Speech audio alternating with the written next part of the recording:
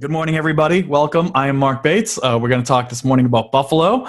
Okay, so we're going to talk about Buffalo. Like I said, I'm Mark Bates. I'm the lead developer of Buffalo. I originally started it, but it's really a community-driven project. And that's one of the things I love most about Buffalo is how the community has taken it in the past year and has kind of taken ownership of different parts of it. And we've got lots of really great contributors and lots of really great supporters. And I just want to start this video by saying thank you to all of them. It's been a crazy year. It's been a very fun year. So thank you to all of you for your support and to everybody who's helped out.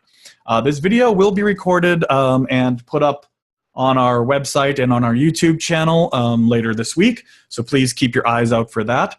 Please sign up for our mailing list if you want to hear about these classes, these boot camps, and other classes we might offer before the public does. That's always a great way to go about it. And you can sign up via our website. And you can also get access to, like I said, the first couple modules in this course. So what we're going to do today is we're going to go over kind of the basics of Buffalo. Then I thought we would switch to some live coding because I think live coding is fun. And what we're going to do is we're going to try maybe taking some questions from the audience a little later, and I'll explain that a bit more when we get to it. So for now, let's start and talk about Buffalo. So one of the things I'm kind of notoriously famous for saying is that web applications are not simple. They're not. If you've ever built any sort of serious web applications, you know that there's a lot of moving parts. And it's not just the back end. It's not just handling a request and saving it to the database. It's a lot more.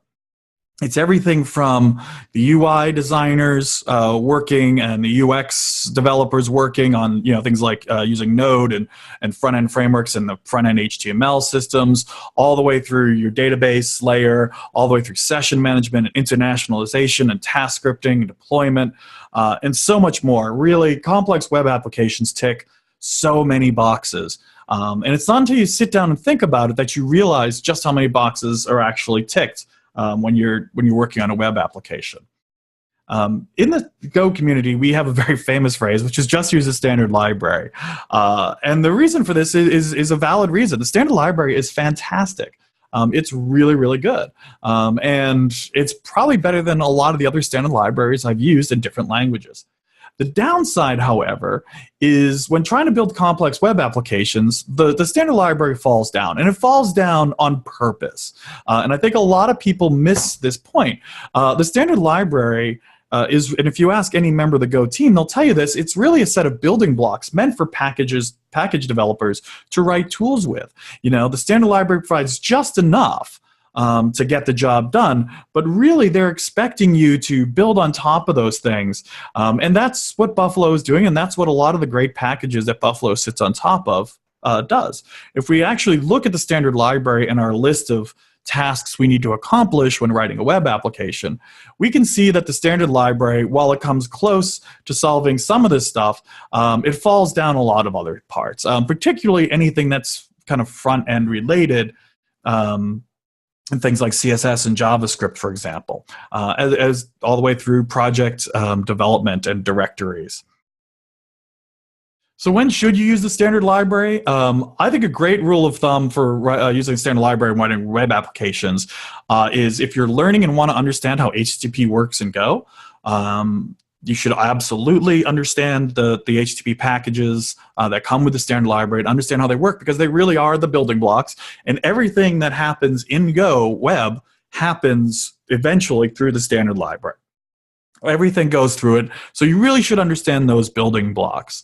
If you're building a small service, an API, a JSON API with several, a few small endpoints, I usually say like around half dozen is a good number. That's a great place. If you're embedding a web application inside of another tool and need to keep your dependencies down, or just keep yourself really, really small and kind of bare metal, then absolutely use a standard library.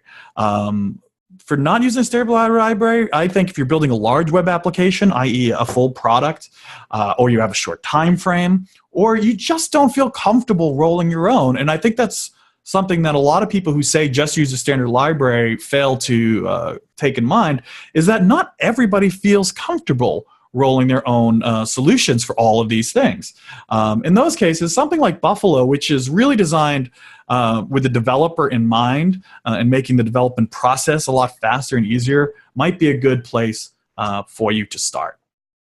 So what is Buffalo? We're all here to learn about Buffalo, hopefully, and not the city in upstate New York, but the Buffalo framework. So Buffalo is I always say it's a holistic, rapid web development ecosystem. And I try to keep the word framework out of it, but you do see it in a few places. And the reason we say ecosystem is it does a lot, and we'll see that over the next hour. It's not just about the Go side of it, and that's very important. Out of the box, Buffalo tries to give you everything you need to build a fairly complex application. All those things that were on our checklist, Buffalo has right out of the box and more, and that's really exciting. So how is it different from what's already out there in the Go landscape? You've heard of other web frameworks in Go, like BGO, Martini, and Revel. How is Buffalo different from them? Well, it's similar to things like Rails and Django in that it is a complete end-to-end solution, from the front end through to the back end. It's not just the Go part. So it's what things like Rails bring to the table, that rapid application development cycle. It sets up all of our front end, Node, Webpack, Yarn, jQuery, ES6, Bootstrap, so much more. So that when we start coding, for those of us who aren't front end developers, we have a great front end system already set up for us. For those who are front end developers, they're happy because they've got this modern web stack with Webpack and Yarn and stuff like that they can use right out of the box. And so it kind of makes both sides very happy. The back-end developers who are afraid of the front end and the front-end developers who are afraid of the back end. Everybody kind of gets what they want. We get to reduce a lot of boilerplate, which is really, really nice. Since we do a lot of code generation, you don't have to copy and paste example code to kind of get started. You can hopefully get started right away. One of the things we love is that with Buffalo, you can run Buffalo build and build a compiled binary that has all of your static assets, your migrations, your templates, your task scripts, everything in that single binary. And that makes deployment just magical. And a quick backstory as to how that came about. When trying to ship binaries to enterprise customers for a client I had a couple years ago, we needed to make sure that everything was in that binary so that the clients didn't have to install anything else, didn't have to run anything else. And that's kind of where that kind of grew out of. So we get this really nice magical kind of build story to make deployments just a breeze. We can also, because of all the generators and the way that Buffalo sets up your project structure for you, you can jump right into your business logic almost immediately. And that's beautiful. You don't have to worry about how the files get laid out. You don't have to start typing your basic boilerplate stuff. You generate a new project and you start. And finally, hopefully, it's simple to use. And that's really important because, again, Buffalo is trying to focus on you, the developer, and making it the easiest way for you to get an app to market as quick as possible. So Buffalo can be installed using the go get command. There are two ways to install Buffalo, with and without SQLite support. I recommend without SQLite support. And that's because SQLite requires a compiler, a JCC compiler, which can be a pain to install and is not already installed on systems like Windows. So if you're not planning on using SQLite, please use the first installation method. It'll be a lot easier for you. Requires no CGO, no compiler, just pure Go. If you are planning on using SQLite, you can use a second. This will change after the new year in our next major release. These will flip, and the default will be SQLite will not be supported by default, but you can compile it with SQLite support. So there'll be a big blog post coming about that in the next week or so. Okay, so Buffalo, let's talk about the Buffalo command, and it's the reason why I don't like to say that Buffalo is a framework because it really consists of two parts. One is the set of packages that you use within your application that you import into your Go files, and you use all the nice code that's in the Buffalo package. The other is the Buffalo binary, and this gets installed during the installation process. And really, this is kind of at the heart of the tool sets that come with Buffalo. And this is what pushes Buffalo, I think, above and beyond a lot of what's out there, and really makes it developer focused. The Buffalo command, as you can see on the screen here, encompasses so much already: build, console, database access, destroying stuff, development modes, generation tools, setup tasks, and so much more. And each of these has so many subcommands. If you drilled into the database subcommand, the DB subcommand, for example, you'd find tools for creating migrations, running migrations, generating models, outputting the schema of your database as a SQL file, loading a SQL file into a database, creating databases, destroying databases, and so much more. So as you're playing with Buffalo, understand that if you pass the help flag, -- help or just -help, to the Buffalo command, you'll see this screen here. However, you can pass that same flag to all of these subcommands and see what other subcommands they might offer, as well as see the help text that goes along with it. And trust me, there's some really great help text in some of these tools that really will get you a long way. Finally, ending our installation, our introduction here. Again, I want to point out some getting help resources. One, again, is that -- help flag. That is always an excellent one. The next one is the doc site, gobuffalo.io. Has a lot of great documentation, examples, troubleshooting guides, tutorials, videos. So does the blog.gobuffalo.io. Again, lots of great docs, blog posts, videos. If you write blog posts about Buffalo, please share them with us so we can put them on the site. If you use Medium, you can request that it become part of the blog, which is amazing, and we love that. Also, the Slack channel. A lot of you watching today hopefully are already on the Gopher Slack channel. If you're not, I highly recommend you take a minute, get an invitation to join. It only takes a minute. Go to that link. Click on it, enter your email address, you'll get an invitation. Boom, you're on the Slack channel. And we have a great Buffalo channel on Slack, which is really super friendly and very helpful, and lots of really great people there 24 hours a day to help you out with your problems. So please join the Buffalo channel. We'd love to hear about you, and we'd love to hear about the apps you're building, obviously, with Buffalo. So there we are. So now I'm going to move on to kind of getting started here. And then after this module, we are going to switch over to the command line, do live coding, and take some questions. Everything in Buffalo starts with the Buffalo new command. This is how we generate a new project. And again, run -- help on this command will show you a list of all the available flags and options to Buffalo new. When we generate a brand new Buffalo application, we'll look at this in a minute. By default, it'll do all sorts of stuff. It'll use Postgres for its database. It'll set up Webpack for the front end, including all these kind of assets using NPM, Node, Yarn, whatever. It will generate a lovely Docker file for you using a multi-stage Docker. And you can set up version control. So by default, we have Git and BZR kind of already out of the box for you. You can add dep support if you want to have package management. I recommend that. That's always a good tool there. But as you can see with these flags, we can switch a lot of this stuff up. We can change the database type from Postgres, MySQL, SQLite. We can skip the database altogether with the skip pop flag. We can skip Webpack if you're not going to use that. There's a lot we can do here. Another interesting flag I like to point out on the Buffalo new command is the API flag. And this is really great if you're going to be building a JSON or XML-based API server using Buffalo, and you're not going to be using any front end at all, even something like React or Vue. It's just going to be pure JSON. Use -- API, and you'll get a nice JSON Buffalo application ready to go. A few things to note about creating a Buffalo application, and this is super important. Buffalo is Go, so you must work within your Go space and your Go work path, your Go path.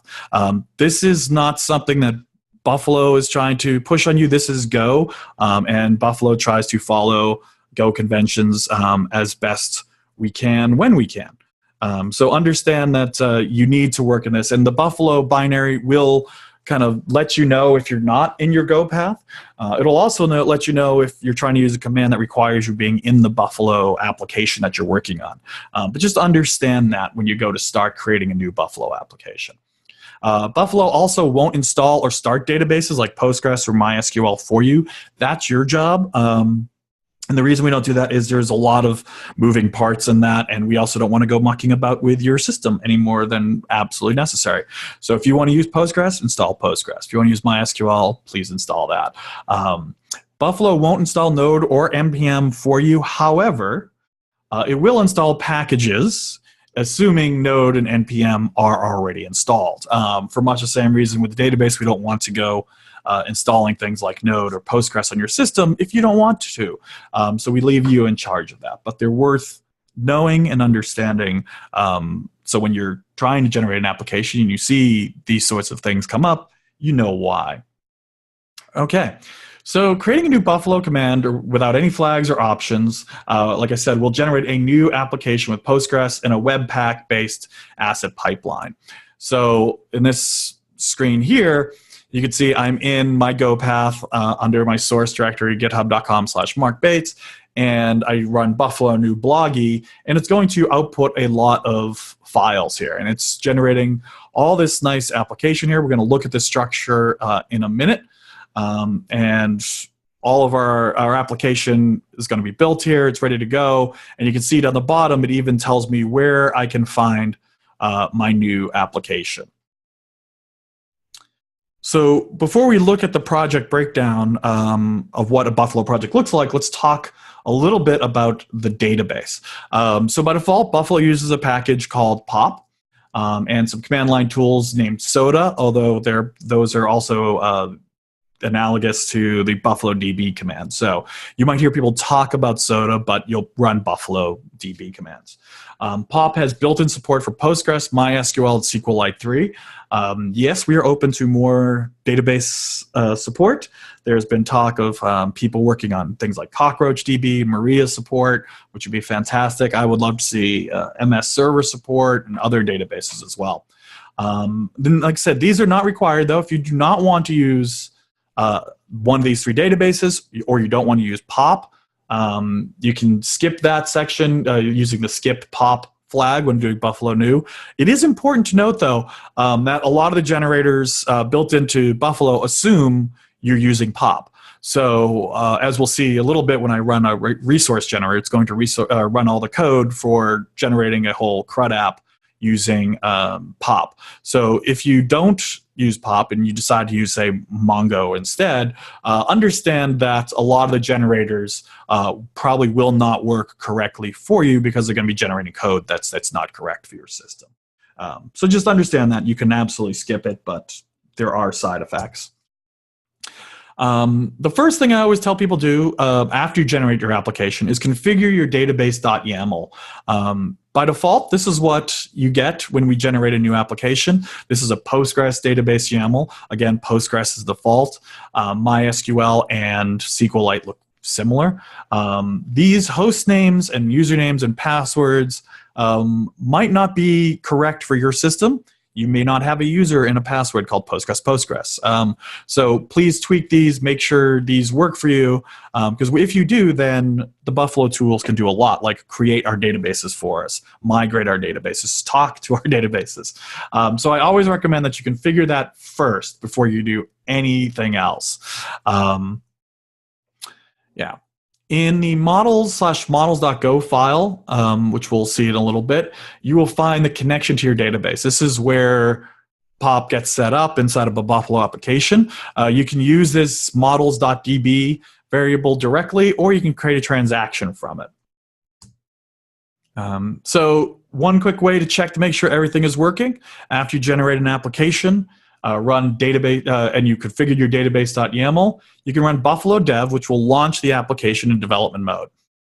And the first time you do this, it might take a minute to compile all the necessary packages, but thankfully Go caches unchanged packages so that subsequent runs will be a lot faster. And we're going to talk about the Buffalo dev command in a minute when we start actually doing it. So let's move on to a quick tour of the file system. of our directory structure, rather. When we generate a new application, we're going to get a directory structure that looks an awful lot like this. It can change, obviously, based on version of Buffalo, but this is pretty standard what you're going to see here. And we're going to kind of go through each one of these sections now. So I told you it generates a Docker file. This is a multi-stage Docker file, which means you need Docker 17.05 or above. If you don't know what a multi-stage Docker file, the beauty of this is that in one Docker file, we can use a large container to do all of our compilation and then copy the binary inside the same file to a smaller container, like an Alpine container, and use that for deployment. And what's really nice about that is Alpine containers with a kind of Hello World Buffalo app are about 25 megs versus 1 gigabyte images in a non-multi-stage Docker file. So if you're planning on using Docker, I highly recommend Docker, multi-stage Docker. I use Docker for deployment. It's fantastic. I think it's incredibly easy, especially to something like Heroku. If you don't want to use multi-stage, you can use a standard Docker file, or if you're not interested in Docker at all, you can run Docker equals none, and it's not going to generate a Docker file for you. The actions package, we're going to look at this package quite heavily over the next 40 minutes or half hour we get left. This is where you're going to map all of your HTTP endpoints, and this is where most of your business logic will live. Assets directory, this is where your JavaScript, your CSS, your images, etc. Will all go. By default, the Webpack asset pipeline is configured with ES6, SAS, jQuery, Bootstrap, jQuery UJS, production minification and uglifying, and so much more. It's really, really nice and well set up. And I'm thankful to everybody who's helped get that to where it is. It's really nice. If you don't want to use Webpack, but you still want front-end stuff, you can use a skip Webpack flag, and that will just generate plain JavaScript and plain CSS with no additional add-ons or plugins.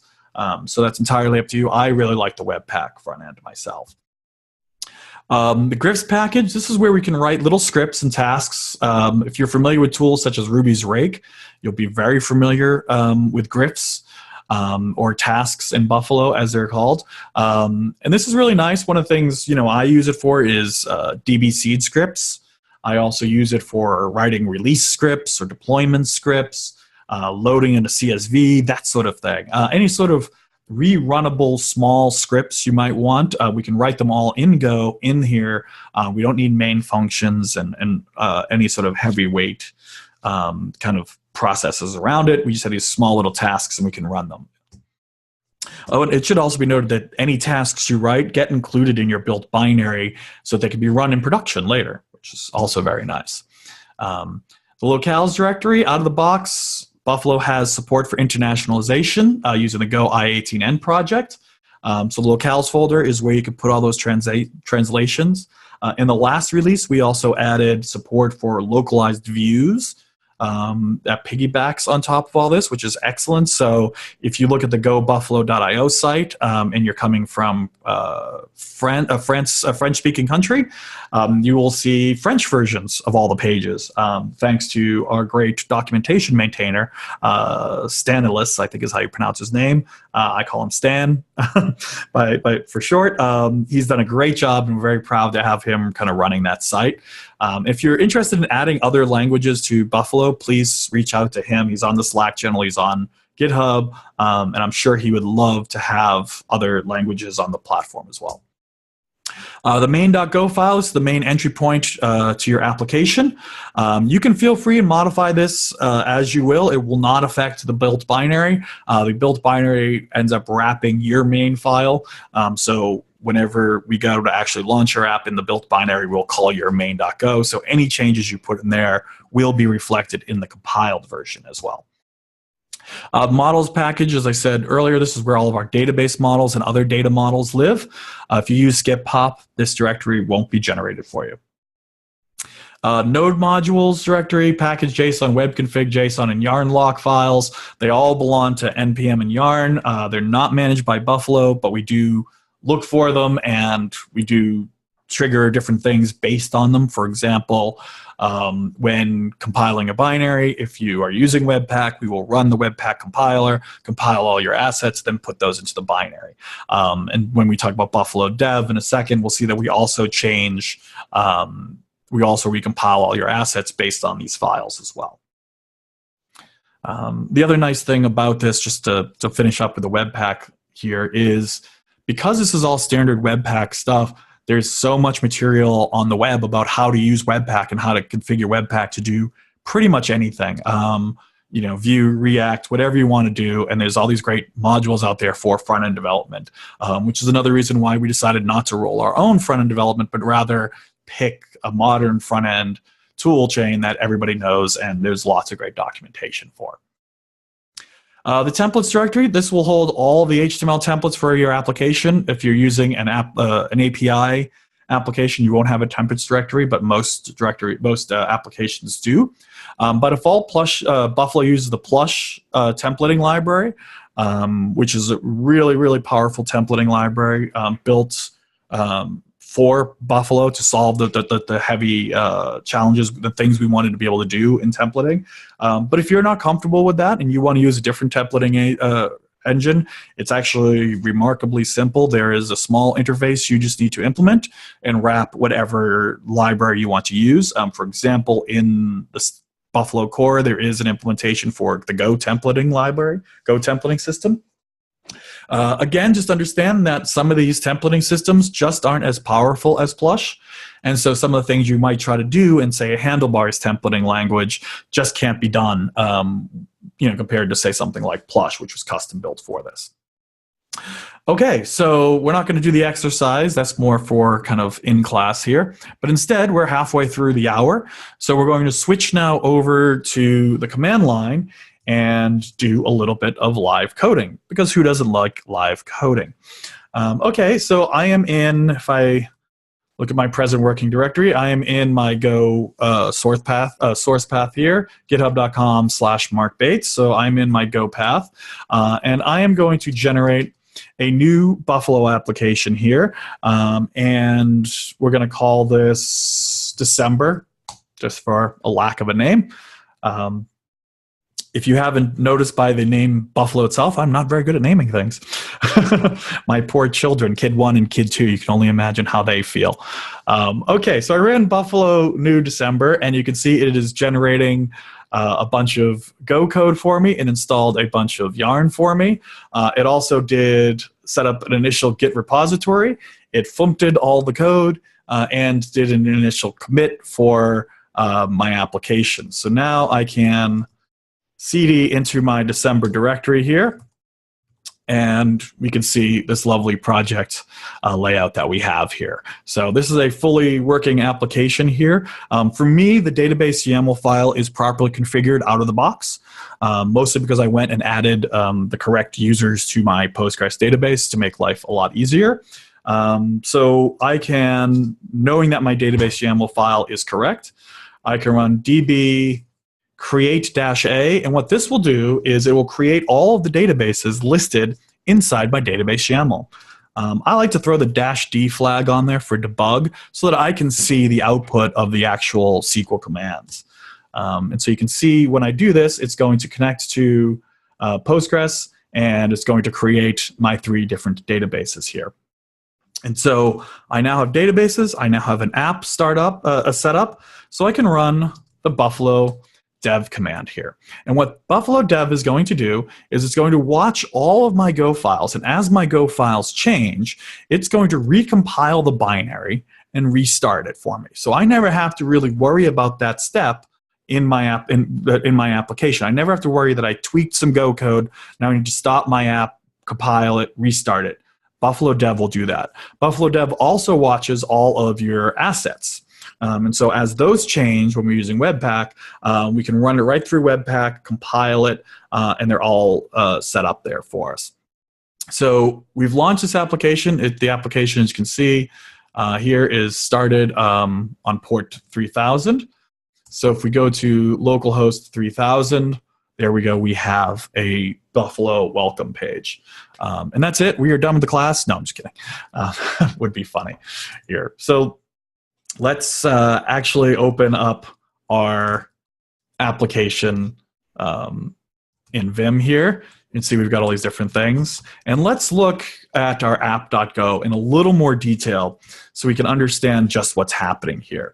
The real magic, quote unquote magic here, is this app function that returns a Buffalo application. And notice we wrapped it in an if statement just to make sure that if it's already done, we don't do it again, because that's important. We don't want to keep generating this application every time. We generate a new Buffalo application and we give it some options. By default, we're giving it an environment that we want to run in, and the default is development. We also give it a session name, in this case, December session here. It's worth noting that if you go into options, there are a lot of great options in there, and we're not going to get a chance to talk about all of them. But understand that if when you're trying to configure your application, everything from the name of your application to the address that it's running on and binding to, logging levels, logger, method override functions, session stores, names, hosts, workers, pre-handlers, pre-wares, all sorts of fun stuff is in this option. Now, most of this stuff is kind of taken care of for you, so you really don't have to worry too much about it. But it's useful to know if you want to override any of these things. For example, if you want to implement your own logger, you can implement the logger interface, and you can set it on this options. Otherwise, a default one will be set for you. So useful to know that that's there. By default, we generate a piece of middleware here for forcing SSL. So this is great in production. We want to make sure that all of our endpoints are hit with SSL. We can use this piece of middleware here, and we're good. In development mode, we have an extensive parameter logger, and this prints out all of the query string and form parameters as part of your log. I recommend only using this in development because there might be sensitive stuff in your logs, such as usernames, passwords, credit card numbers, what have you. So in development, it's very useful as a debugging tool. In production, it's a security risk, so be wary of that. CSRF support built right in, and that's turned on in everything but test mode. By default, we like, personally, I like to wrap all my requests in a database transaction. And that's what this pop transaction middleware does. If you don't like that, you can absolutely remove it, and then you'll just have to manually manage your own transactions. Set up I18N support, install the I18N middleware, and then finally we're going to map to our home handler, which we'll look at in just a second, and we're going to serve up all of our assets from our asset box. So now let's look at the home handler really quickly. And let's talk about what handlers are in Go, in Buffalo rather. You've probably heard the phrase actions. We're in an actions directory, and we've talked about handlers. So what is the difference between an action and a handler? An action is a mapping of an HTTP verb, get, post, put, for example, a route / users, a URL route / users, and a handler. And that in Buffalo is what we consider an action, right? Is the mapping of all three of those. A handler is what we're looking at here, this home handler, for example. This handles the home page of our brand new Buffalo application. All handlers in Buffalo take a Buffalo context and return an error. That's it. Most things we need are actually on this context here. Things like binding, we can bind forms and JSON and XML bodies to structs. And we'll look at that briefly. Cookies, we've got context information because the Buffalo context is also a Go context, so it can be used as such. Flashes, so we can set messages onto a request and say, congratulations, we've created your widget. Loggers, parameter, the ability to retrieve parameters. We can return a redirect. We can render some content. We've got the request and response. Sessions, we can set stuff onto the context to pass it down to our templates. We can retrieve stuff, WebSockets, and so on. So if you're ever really looking for anything inside of your handler, it's going to be on this context. And if it's not a method on the context, it's probably going to be a value on the context. So understanding that, we can look at this now and say this home handler takes a context. Off that context, we're going to call render, and we're going to give it a status of 200, and then we're going to render some HTML called index.html. And let's talk about where this R is coming from. In actions/render.go, we have this file. And this is where we set up our rendering engine for our application. So here, we've got a couple different things. We have that R variable ready to be assigned. We have an assets box, and this is where all of our public assets are going to live.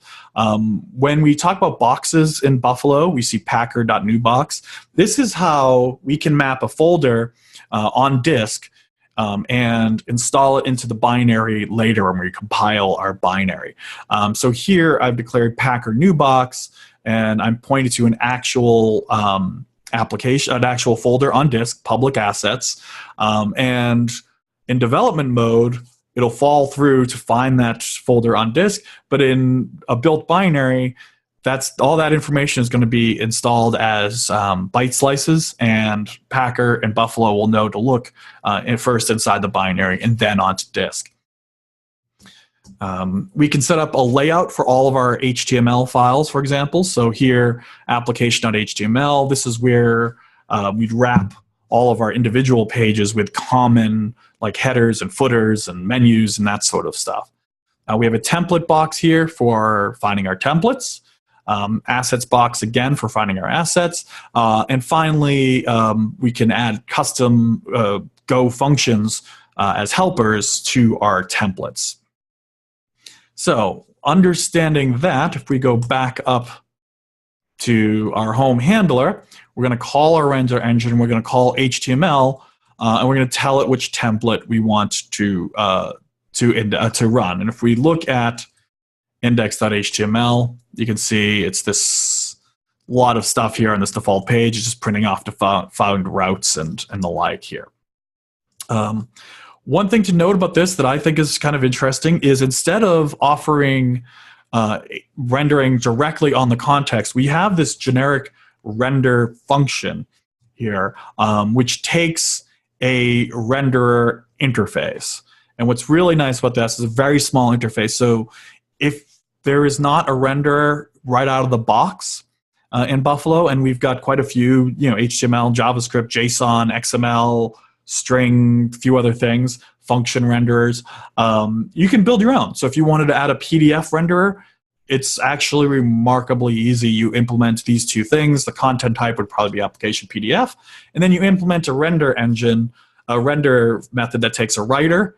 That's where you want to write to, usually response writer, and you're going to be given data, which is the stuff from your context. So with that, you can pull in your favorite PDF library and render away. Very versatile in that respect. Okay, so we've got the basic flow here. If we go back up one last time to our actions app file here. Oops, I'm lost in the weeds here a bit. There we go. On our app, we can map a get. We create a new action. We can map the get type. So this is going to be an HTTP get verb. It's going to go to /, so the root of our application. We're going to map it to home handler. So now we have a fully mapped action within our application. So now what I want to do is, we've got about 15, 20 minutes left. Let's render a very quick resource so we can see that in action and actually look at some slightly more complex code here. So I can say Buffalo generate resource, and we'll give it a widget here. And we can also give it some columns. So a widget might have a name. It might also have a body, which will be potentially nullable. So we're going to use the nulls package that ships with pop to say this is going to be a column that is a text column in Postgres, but it's potentially nullable. So when we run this, it's going to generate a lot of code for us. It's going to generate it's going to generate a model for us. It's going to generate some migrations for us. It's also going to generate actions and templates for us. So before we go and run our migrations, let's actually look, at up migration here. So Buffalo uses Fizz by default, which is a way of writing our database migrations that is database agnostic. So the same migration will work on Postgres, MySQL, and SQLite 3. And the same goes for all Fizz migrations. And that's really, really good if you've ever tried to do something like add or remove a column from a SQLite database. You know that it's actually quite complex. And Buffalo wraps it all up with an add column method inside of a Fizz migration. But what this is going to do is it's going to generate a widgets table for us with an ID, which is a UUID, the default in POP, a name column, which is of type string, and a body column, which is of type text, which is also nullable. So I can run that with Buffalo DB migrate. And again, I'm going to throw the -D flag on there so we can see the SQL that gets outputted here. And that's going to do a couple things. First thing it's going to do is create a new schema migration table for us in the database, and that's going to let us track all the migrations we've run so we don't keep rerunning migrations later. And that only obviously happens on the first run of migrations. Then it's going to create our widgets table, which you can see. It's got all this nice Postgres stuff here. And it's also going to dump the schema out for it. So if we look in migrations, you see we have the schema SQL file, and if we look at that a little closer, you can see it's the entire contents of our database dumped as a SQL file. And this is really used for a couple of things. One, it's just nice to have. But two, it's also used when we run our Buffalo test command. Because what Buffalo will do is it'll take this file and it will set up your test database to exactly match your development database for you. And then it'll run all your tests. It'll also truncate any stuff you do between your tests within Buffalo. But we're unfortunately not going to get to tests today. Sorry. But we've got our database migrated, and we've got some models and stuff here. So let's look back at our app here. I'm just going to reload the file. As you can see, our app.go was given a new resource called /widgets, which maps to a widgets resource here. And if we look at the widgets resource, you can see it is a very, very, very full file that implements the entire CRUD for a widget for you. And if you don't believe me, let's go back to our local host here and we'll refresh. As you can see, our routing table here has actually updated, and we have all these great widget endpoints now. This is also, I think, fairly unique to Buffalo in that we show you the exact path to the functions that are mapping to each endpoint. So I can look at this one that I've got highlighted and know that github.com/markbates/December/actions, which is my package. The widgets resource and the edit method are what are being called when I hit this endpoint. And we can get access to that same information on the command line by using our tasks. And if we run Buffalo task list, you can see here a list of available tasks that we can run in our system. And we can run the routes task, and we can get that same routing table except in the command line now. So later on, when you delete the index.html page and put your actual app's homepage, you still have access to this routing table. And one fun thing I like to do, you could pass it through something like grep or AG or RG and find, just the route you're looking for, like such. So there we go. There's my edit route for example. Anyway, back to the application. If I go to widgets, you see this is nicely generated, beautiful HTML files. And these are all HTML files that you own. They are inside of your application here. If we look at the templates directory, you'll see there's a widgets folder. And here are all those pages, including index.html. So understand that Buffalo, we've got all these great generators, but we kind of expect you to generate it once and then own it. Change these files. Tweak them. This is really to get you going. This is a starter point file, right? This is probably not how I want my ultimate app to look like. But it's nice to know that right out of the box, I can go and create new widgets. I can even get things like validations already built into my forms. So I can say, hello, Buffalo Bootcamp, and I'm going to use a little lorem ipsum here inside my body, even though my body can be null. And there we go. I've successfully created this widget in my database. It's there. I can edit it. I can save it. I can destroy it. All there from that generated code that I can now go back and tweak. So, for example, if we look at actions widgets one more time here, trying to figure out where it went to. Oops. It's probably because I can't see. There we go. Sorry, the mic was in the way and I couldn't see what I was typing. Here is, for example, the list action for widgets. We get our transaction from the context here. Remember earlier I said we have a transaction on each result. Do that. Create a new widgets slice. We can paginate our lists. Again, kind of right out of the box here. You can change that if you want. We're going to get all the lists from the database, set them onto the context, set the paginator onto the context, and render our index page. And if we look back at our index page here, you can see we've got nice path helpers for things like finding the widget's path, for example. And then we can loop through all the widgets in our context, print them out, have the edit links, the destroy links, and we can even get pagination down the bottom. All out of the box, all set up, ready for you to go, ready for you to start tweaking it with your own business logic. So that's a lot of stuff, kind of all right there. We've got about 10 minutes, so I'd like to open up the floor to discussion and take some questions from Slack, preferably. So please feel free and start throwing some questions at me in Slack. These things could be things like, can you show how to write a custom helper in Buffalo? Can you show how to write a task in Buffalo? So let me hear your questions, and for the next 10 minutes, we're going to do some live coding, and hopefully I can answer some of those questions that have been on everybody's mind about Buffalo. I can see someone is typing right now. Is there a way to have seed data, like the way Fixtures does it for Ruby on Rails? Yes, we can do a couple different things. Oh, for testing. We do have, oops. So for testing, no, there's not currently not a great way to do fixtures, but that's a really great idea, and we should absolutely add that.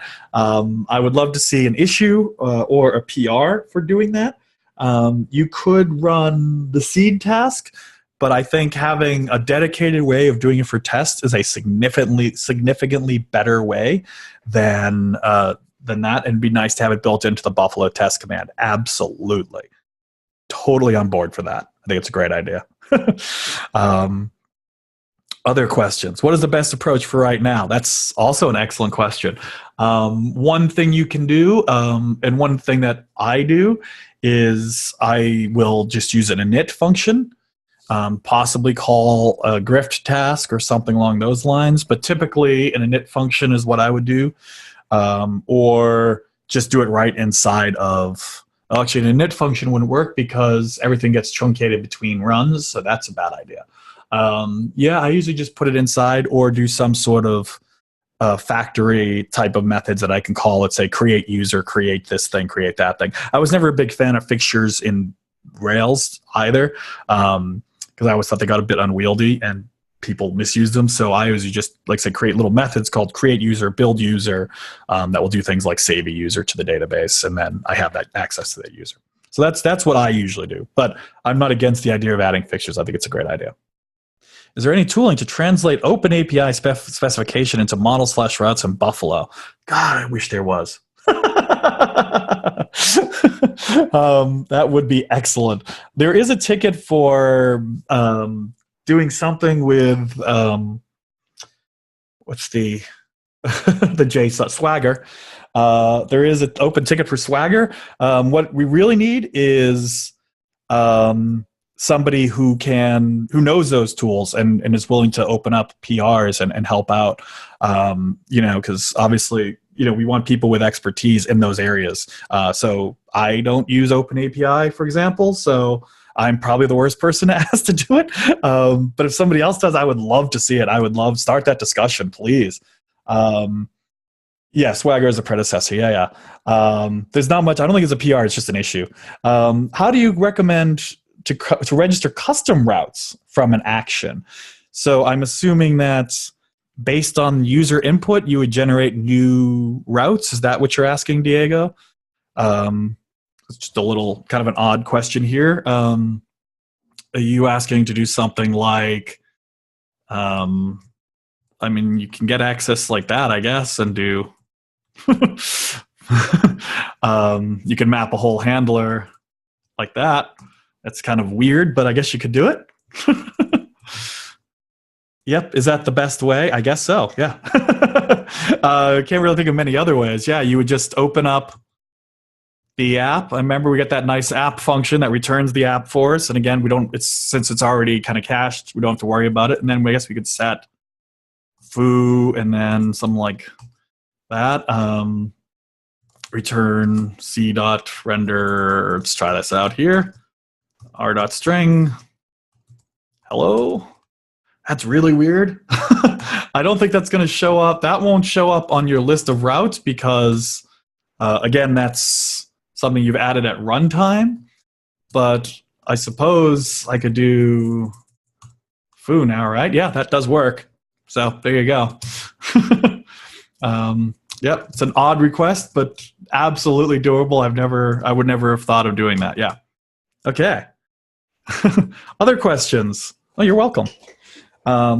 Is having a struct the way to go for something similar to mass assignment in Rails? Yeah, that's what I would recommend. So we never talked really about binding, but if we look briefly at this create method for our widget, you can see we've got bind and we're passing in a widget to it. And what that will do is bind the widget form to the widget struct. And this also works with JSON, with XML out of the box, and you can write your own binders. So if you've got a custom format, say you want to take in, I don't know, YAML or TOML as your input format, then you could write your own binder based on the content type and then have it do the work you want it to do.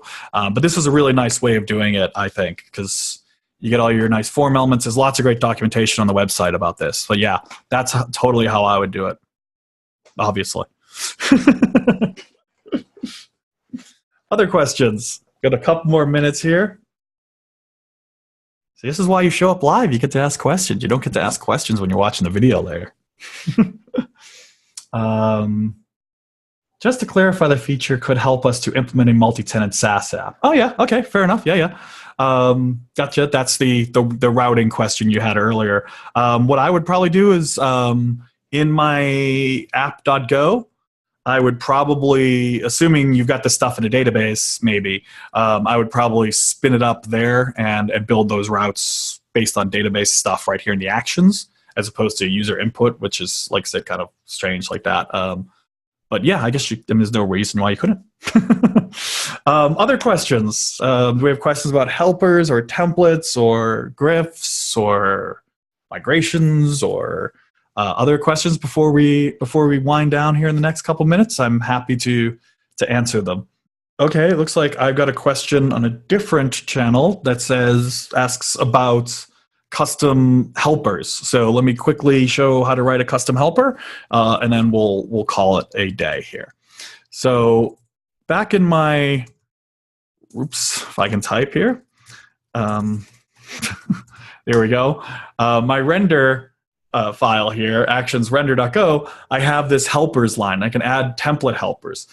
There is out of the box already a lot of really, really good helpers built right in. For example, if we open up the widget show page, for example, we have the widget body here. I'm just going to remove that, and instead I'm going to use the built-in markdown helper to render the widget's body. So if I go back to here, widget show, because it's null, sorry.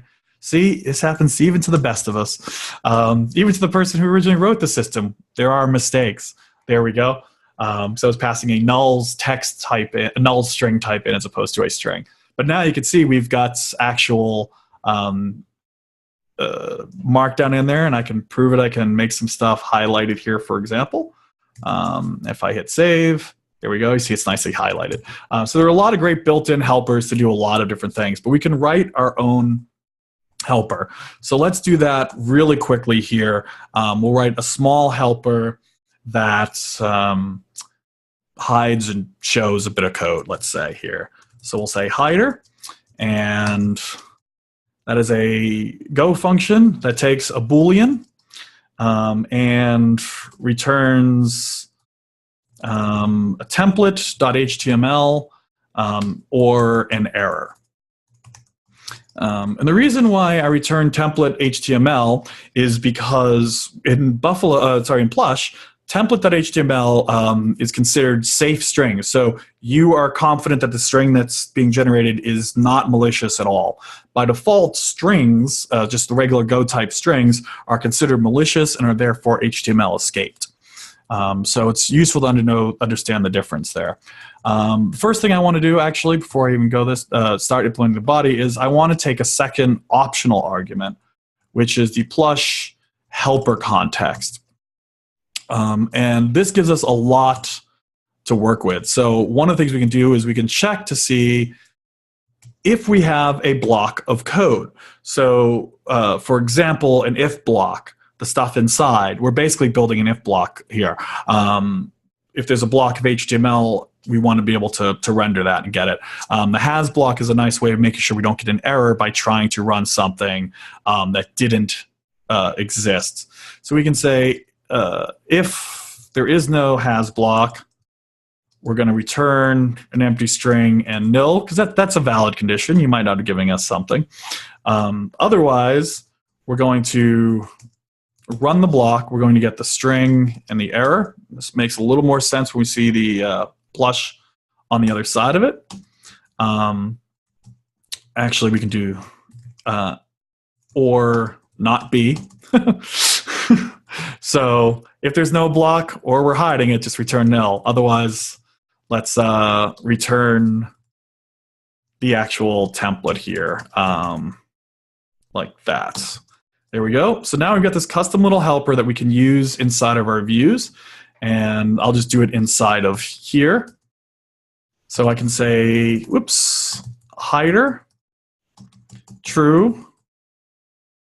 Right. Actually, that logic is wrong, right? Because it's called hider, so we probably want to hide it if it's true.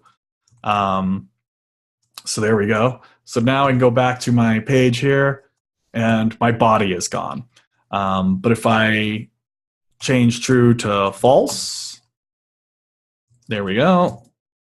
My body comes back. So there we go. We've built a custom helper. It's a pretty silly little helper, but you can see just in that silly little helper how much we can do. We can render blocks of code. We can make them safe, not safe. We can return any types we want. We can take in any types we want. And the helper context also gives us access to all the values that were in our Buffalo context as well. So we get access to everything that's in there, and that's really, really nice. So with that said, that's it for now. I really thank you all so much for your time. It was really nice to have you. We will take this video, we will edit it and put it up on our YouTube channel by the end of the week, as well as, and we'll tweet about it and stuff like that. It'll also be on our website. We will be having more of these kind of free boot camps next month in the new year, and we're planning on adding more of them. So please let us know what you liked, what you didn't like. We love to hear back from you. Please sign up for the mailing list so you can hear about this stuff in the future. And if you find me at a conference or at a user group or just walking down the street, come say hi, introduce yourself, get some Buffalo swag. We got really great swag. Join the Slack channel, say hi, let us know the projects you're working on. We'd love to hear from you. So with that said, I'm going to end this now, if I can figure out how, and say thank you all and see you next time. This video was brought to you by Gopher Guides. If you're an organization, conference, or user group that is looking for Go training, please visit gopherguides.com. All training is custom designed to match your educational needs.